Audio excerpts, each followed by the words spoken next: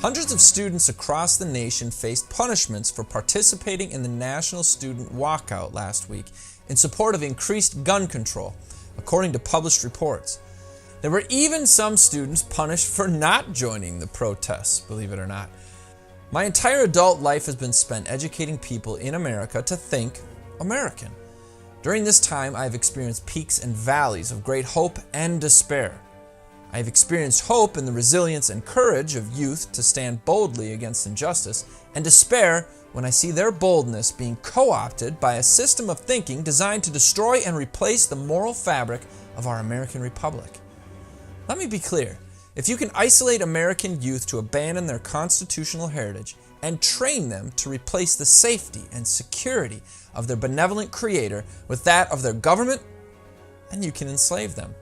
Or rather, they will enslave themselves. Tragically, the United States public educational trend has become, if our founders say it, you must reject it.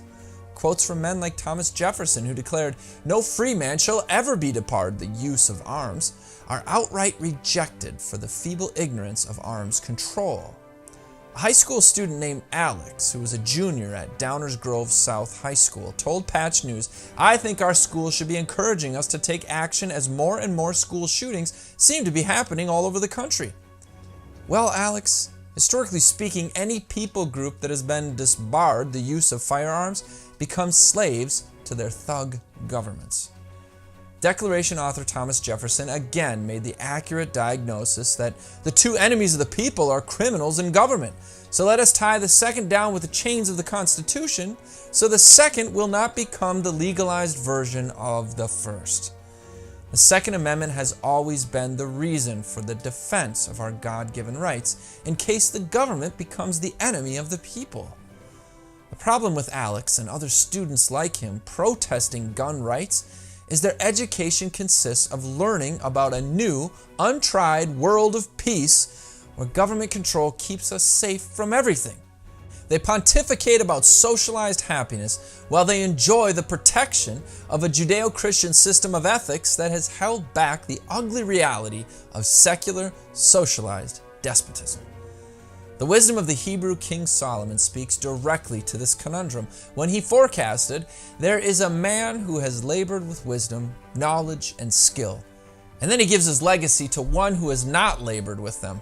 This too is vanity and a great evil.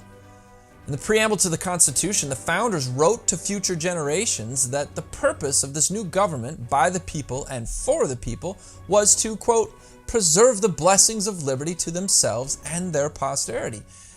They left us a legacy where we have not labored. In conclusion, I believe the actions of these protesters are constitutional, but the purpose for the protests, in the words of Solomon, are vanity and a great evil. This is Jake MacAulay with the Institute on the Constitution, bringing you the American View.